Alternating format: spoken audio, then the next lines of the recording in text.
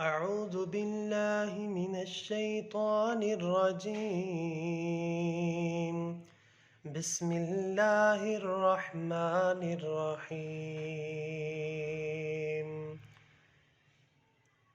والتين والزيتون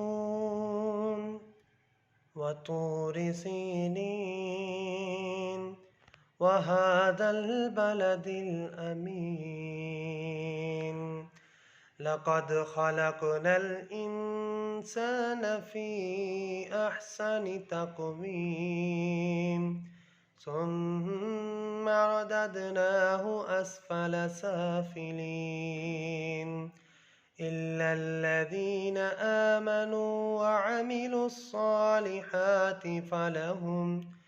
فلهم أجر غير ممنون.